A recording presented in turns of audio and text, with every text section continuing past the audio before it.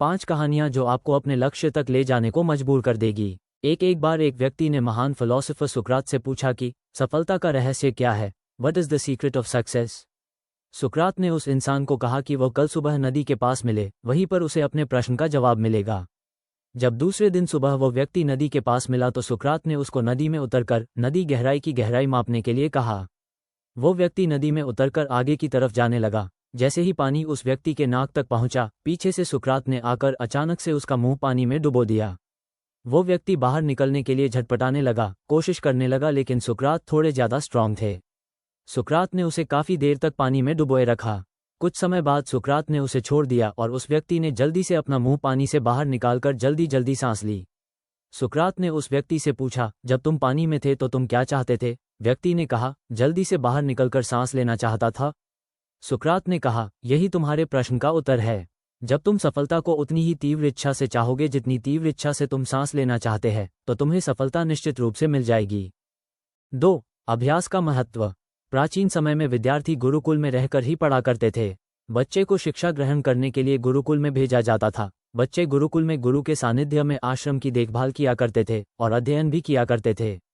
वरदराज को भी सभी की तरह गुरुकुल भेज दिया गया। वहां आश्रम में अपने साथियों के साथ घुलने मिलने लगा, लेकिन वो पढ़ने में बहुत ही कमजोर था। गुरुजी की कोई भी बात उसके बहुत कम समझ में आती थी। इस कारण सभी के बीच वो उपहास का कारण बनता है। उसके सारे साथी अगली कक्षा में चले गए, लेकिन वो आगे नहीं बढ़ पाया। गुरुजी जी ने भी आखिर हार मानकर उसे बोला, बेटा वरदराज, मैंने सारे प्रयास करके देख लिए हैं। अब यही उचित होगा कि तुम यहाँ अपना समय बर्बाद मत करो। अपने घर चले जाओ और घरवालों की काम में मदद करो। वरदराज ने भी सोचा कि शायद विद्या मेरी किस्मत में नहीं है, और भारी मन से गुरुकुल से घर के लिए निकल गया। दोपहर का समय था। रास्ते में उसे प्यास लगने लगी। इधर उधर देखने पर उसने पाया कि थोड़ी दूर पर ही कुछ महिलाएं कुएं से पानी भर रही थी। वो कुएं के पास गया। वहां पत्थरों पर रस्सी के आने जाने से निशान बने हुए थे, तो उसने महिलाओं से पूछा, यह निशान आपने कैसे बनाए? तो एक महिला ने जवाब दिया, बेटे, यह निशान हमने नहीं बनाए। ये तो पानी खींचते समय इस कोमल रस्सी के बार बार आने जाने से ठोस पत्थर पर भी ऐसे निशान बन गए हैं। वरदराज सोच में पड़ गया। उसने विचार किया कि जब एक कोमल से रस्सी के बार बार आने जाने से एक ठोस पत्थर पर गहरे निशान बन सकते हैं, तो निरंतर अभ्यास से मैं विद्या ग्रहण क्यों नहीं कर सकता? वरदराज ढेर सारे उत्साह के साथ वापस गुरुकुल आया और अथक कड़ी मेहनत की। गुरुजी ने भी खुश होकर भरपूर सहयोग किया। कुछ ही सालों बाद यही मंदबुद्धि बालक वरदराज आगे चलकर संस्कृत व्याकरण का महान विद्वान बना, जिसने लघु सिद्धांत कौमुदी, मध्य सिद्धांत कौमुदी, सार सिद्धांत कौमुदी, गीर्वाण पद्मंजरी की रचना की। 3. अभिनव बिंद्रा। जिद और जुनून ने दिलाया गोल्ड। ओलंपिक में भारत को गोल्ड मेडल मिलने से हर भारतवासी खुशी से झूम उठा। बिंद्रा की जिद और जुनून ने उन्हें इस मुकाम पर पहुंचाया है।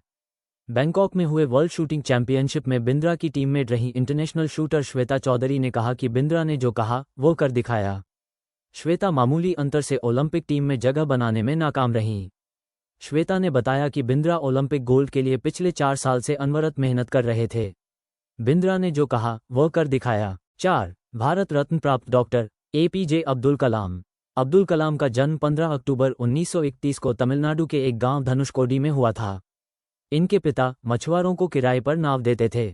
कलाम ने अपनी पढ़ाई के लिए धन की पूर्ति हेतु अखबार बेचने का कार्य भी किया।